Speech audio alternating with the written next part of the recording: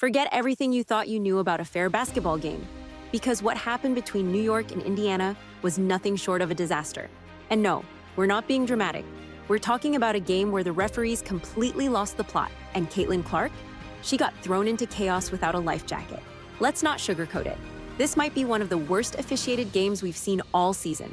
And it wasn't just bad calls, it was one-sided robbery, all done in plain sight. Fans were in shock, even players couldn't believe it. Sophie Cunningham had to jump on TikTok, not for fun, but to express just how ridiculous things got. That's how insane it was. And then there's Stephanie White, the Fever's coach. Look, she talks well in interviews, we'll give her that. But when it comes to real-time decisions on the court, she's fumbling hard. Caitlin Clark was getting mauled, literally fouled 4 times on one play.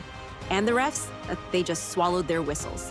Meanwhile, Indiana gets whistled for every soft touch, and New York gets away with everything short of a body slam. 31 free throws to 9. Let that sink in. How do you even explain that when it's Indiana who kept attacking the rim all night? They weren't settling for deep shots. They were in the paint, drawing contact. But it didn't matter. The refs just turned a blind eye. The disrespect for this team, especially for Caitlin Clark, is getting out of control.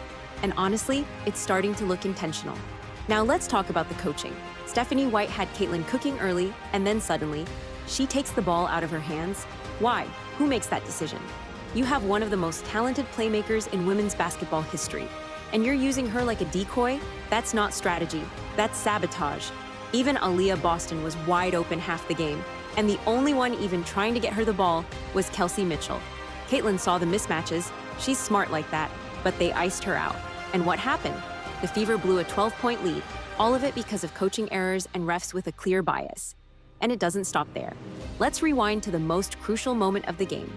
Natasha Cloud clearly fouls Caitlin Clark, and the refs, they do nothing. If they made that call, Caitlin's at the line. She likely wins the game. But no, the refs let it go, just like they've been doing for the past 3 games straight. It's almost like there's a hidden playbook now. Want to beat the Fever? Hack Caitlin Clark and hope the refs look the other way. And to make it worse, let's not ignore the weird online hate Caitlin's getting. It's not even criticism anymore. It's become a weird obsession for some people. These same folks who once freaked out over a dolphin noise now want her punished for, what, being a generational talent?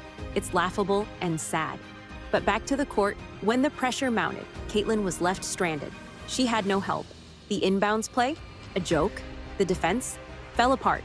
Natasha Howard walks in and scores back-to-back baskets, and no one even tries to stop the bleeding. The Fever didn't just lose this game, they had it stolen from their hands. Let's be honest, if Caitlin Clark had been allowed to run the point like she did in college, if she had control for all 40 minutes, Indiana wins this game by 20, no doubt. But instead, we got this sloppy mess of bad coaching, biased refs, and missed opportunities. And now we're left wondering, how long will this continue? How many games will be ripped away before something changes? This wasn't just a loss. This was a setup, a game where everything felt like it was stacked against Indiana.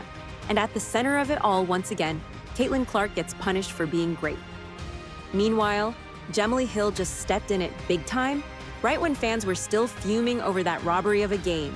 Here comes Gemma, throwing gasoline on the fire. She actually called Caitlin Clark a racist. Yup, all because of one heated moment with Ryan Howard on the court. No proof, no real context. Just a wild, reckless accusation. But guess what? New footage just dropped, and it destroys her narrative into tiny little pieces. Mel Hill got busted, Steve. She got exposed once again. It looks like in September, Jamel sent a lengthy tweet saying Caitlin Clark doesn't get the same hate. All right, folks, we need to talk about what just went down, because Jamala Hill has officially jumped the shark. With this one, she took a competitive basketball exchange between Caitlin Clark and Ryan Howard and somehow twisted it into a racism narrative that's blowing up in her face faster than a cheap firework. This is season 2 of Caitlin Clark and the Fever, and now we have a new Jamil Hill rant. She is one person that's been pretty vocal about everything. The Angel Reese situation, now this Ryan Howard thing, which I thought was not a big deal whatsoever. Reported on it yesterday. She did kind of get into Caitlin Clark's head, kind of psyched her out. I believe that's why Caitlin Clark played so bad. But some new footage has emerged of the incident. Let me set the scene for you because the context matters here. We're talking about a regular season WNBA game where things got a little heated between two competitors. Ryan Howard was playing physical defense on Caitlin Clark, talking trash, trying to get in her head, You know, typical basketball stuff that happens in every single game at every level. Caitlin Clark taking it back, and you can see the hold there. Then Ryan Howard doesn't like that. And there's some words. Caitlin Clark is in her second professional season now, and she's clearly figured out how to handle these pressure moments. So when Ryan Howard got in her face, Clark didn't panic. She just looked right at her and said, "I'm not scared of you." That's it. That's the entire exchange. But somehow, Wnba Hill took that simple moment and twisted it into a full-blown racism accusation. Yeah, you heard that right. A calm, confident response, suddenly labeled racist. But let's be real. This was just high-level basketball intensity. Howard was trying to shake her. And Clark, she stood her ground. No foul, no drama. Just one player refusing to be bullied. That's not racism, that's mental toughness. This is exactly the kind of energy you want from a pro athlete. Focused, fearless, locked in. So if standing up for yourself is now controversial, we've got much bigger problems to talk about. You're in Atlanta! All in her face, bro. Like, Atlanta's supposed to be the place where they just target Caitlin Clark. She was doing nothing, bro. She was dribbling. She's pressing her, hacking her the whole way. They hacked Caitlin the whole damn game, bro. Wnba Hill saw that moment and instantly pulled the racism card. According to her twisted logic, Caitlin Clark standing her ground equals racism. Seriously? So now confidence is offensive? The mental gymnastics it takes to believe that would win Olympic gold if stupidity was a sport. But here's the kicker. New footage just dropped, and it completely wrecks Wnba Hill's story. Crystal clear, full 4K, no confusion, no guessing. You can see exactly what went down. Ryan Howard was the one getting physical. She was trash-talking, trying to intimidate. And Clark, she just answered with calm confidence, then kept on hooping. No foul play, no disrespect, just competitive fire. There's literally nothing in that clip that even comes close to racism, unless you're desperately trying to create drama where there is none. Instead of Wnba Hill called racism against Caitlin Clark, competitors claims hatred is all made up. How is hatred all made up when you got fans yelling, "You're in Atlanta!" all in her face, bro? Like, Atlanta's supposed to be the place where they just target Caitlin Clark. She was doing nothing, bro. She was dribbling. She's pressing her, hacking her the whole way. They hacked. Here's what makes Hill's take even more ridiculous. She's ignoring the pattern of targeted behavior that Caitlin Clark has faced since entering the league. This isn't an isolated incident. Clark has been dealing with players trying to physically intimidate her, rough her up, and get in her head on a regular basis. Howard's behavior was just the latest example of this troubling trend. Caitlin Clark, by the way, absolutely silenced everybody yesterday. The woke media was all on her. I hate to even mention this complete jackass, Wnba Hill, and others were all in her business. It's white privilege. She hits these threes, man. I don't give a damn if it's white, black, or green privilege. Wnba Hill, she blames the media for covering Caitlin Clark. She's tremendous on television. What a missed opportunity for the national media to really evaluate who she was as a person. Why? Whereas it feels like our black athletes get the same amount of coverage. The irony in Wnba Hill's take is just unbelievable. She's out here defending the one who started the drama, while attacking the one who refused to back down. Let that sink in. Hill is calling out Caitlin Clark, not for trash talk, not for disrespect, but for standing her ground. In what world does that make you the villain? Only in Wnba Hill's twisted version of reality. And what makes it even more ridiculous is how Hill tried to spin this whole thing as just normal competition. Seriously, she's defending the instigator and blaming the one who didn't fold. That's not analysis. That's an agenda. Here's what LeBron James just said. Go ahead and play this clip. This is him with Redick. The one thing that I love that she's bringing to her sport, Caitlin Clark. Yeah. More people want to watch. There you go. More people want to tune in. Don't get it twisted. Don't get it fucked up.